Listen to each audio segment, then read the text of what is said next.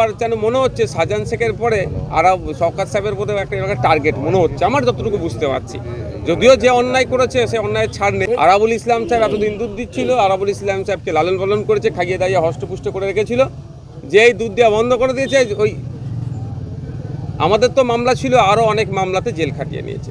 তো আমি এখন দেখছি আইএসএফের মতো করবে, সিপিএমের মতো করবে, বিজেপি, কংগ্রেস, যার ইচ্ছা যেরকমভাবে রাজনীতি করবে।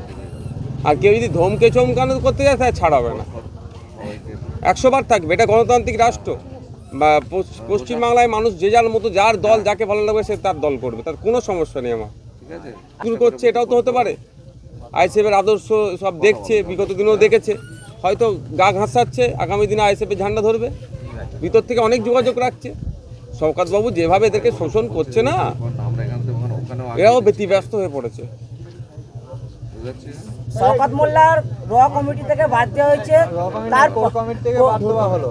তো কি করবো আমি? তারপরে তৃণমূলের নেতারা আইএসএফের নেতাদের পাশে ঘুরে বেড়াচ্ছে, এবং কি তাহলে কি তারা জয়েন করবে? তারা শওকত মোল্লার পাশের লোক তারা। আমি ওটা বলতে পারছি না, তবে একটা কথা বলছি, শওকত সাহেব বড় নেতা হোক কোনো দিনের জন্য চাইবে না। সবসময় বোমাবাজি, মারামারি, হানাহানি করবে, এটা দেখাতে চাই। শুধু শওকত সাহেব নয়, আরও যারা আছে তাদেরকে এরা কোনোদিন নেতা করতে দেবে না, এদের মারামারির কাজে লাগাবে। এই কি একটা কোর কমিটি থেকে দেখলাম সেখানে হলো, সেখানে শওকত সাহেবের নাম নেই, অলরেডি সে শওকত সাহেব। এটা অনেক বিতর্ক আছে, অনেক তর্ক আছে। শুধু একটা কথা আমি বলবো, যে গরু দুধ দেয় তাকে লালন পালন করবে, দুধ দেওয়া বন্ধ হয়ে গেলেই তাকে বাজারে তুলবে। আরাবুল ইসলাম সাহেব এতদিন দুধ দিচ্ছিল, আরাবুল ইসলাম সাহেবকে লালন পালন করেছে, খাইয়ে দাইয়ে হষ্টপুষ্ট করে রেখেছিল। যেই দুধ দেওয়া বন্ধ করে দিয়েছে, ওই আমাদের তো মামলা ছিল, আরও অনেক মামলাতে জেল খাটিয়ে নিয়েছে। তো আমি এখন দেখছি, এবার যেন মনে হচ্ছে শাহজাহান শেখের পরে শওকত সাহেবের মধ্যে একটা টার্গেট মনে হচ্ছে, আমার যতটুকু বুঝতে পারছি। যদিও যে অন্যায় করেছে সে অন্যায়ের ছাড় নেই, তাকে শাস্তি ভোগ করতেই হবে। কারণ আপনারা জানেন, এসটিএফ কদিন আগে জীবনতলা থানাতে একটা এফআইআর করেছে, কি কার্তুজ উদ্ধার হয়েছে। সেই অ্যাকচুয়াল উদ্ধারের হেভি অংশ হয়েছিল কিন্তু উত্তর 24 পরগনায়। দক্ষিণ 24 পরগনায় নিয়ে এসে আবার জীবনতলা থানাতে কেন এফআইআর হলো, এটাও কিন্তু আমাকে ভাবাচ্ছে।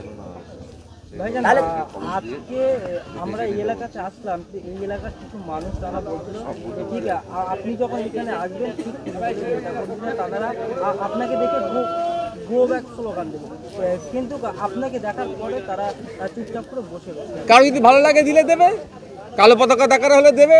আমি জিজ্ঞাসা করবো কেন দিচ্ছ, তার জিজ্ঞাসা করবো যদি সুযোগ পাই যে কেন দিচ্ছ ভাই। যদি যুক্তিসঙ্গত থাকে বলবো আর একটা বেশি করে কালো পতাকা দিয়ে আরও 2বার গোসলাগান বলে আমার নামে।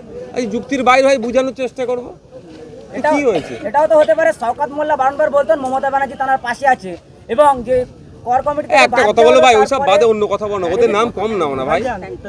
তাহলে সময় কেন নষ্ট করছে বলো তো? নাম অভিষেক বন্দ্যোপাধ্যায়ের কর্মী সভাতে বলেছে যে 2021-এ 214টা সিটে জিতেছিল, কিন্তু এবারে বলেছে যে 215টা সিটে আমরা জিতবো। কিন্তু দেখা যাচ্ছে ভাঙড়ের দিকেই তার লক্ষ্য, আদার্স কোনো বিজেপি বিধায়কের দিকে কোনো লক্ষ্য নেই। আরও বিধানসভা নেবে না তো ওরা।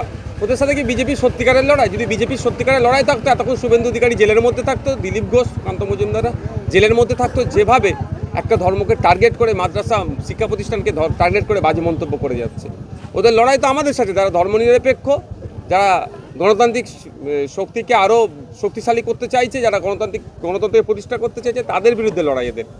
কারণ আমরা জাত ধর্ম বর্ণের নির্বিশেষে বঞ্চিত মানুষের পাশে থাকছি, এই জন্যই এদের অসুবিধা হয়ে যাচ্ছে। আমরা বিধানসভার মধ্যে ফেক ST/SC সার্টিফিকেটের বিরুদ্ধে যেভাবে কথা বলছি, ওবিসি থেকে মুসলমানরা যাতে ইনক্লুড হয় ওবিসিতে, তার দাবিয়ে তুলছি।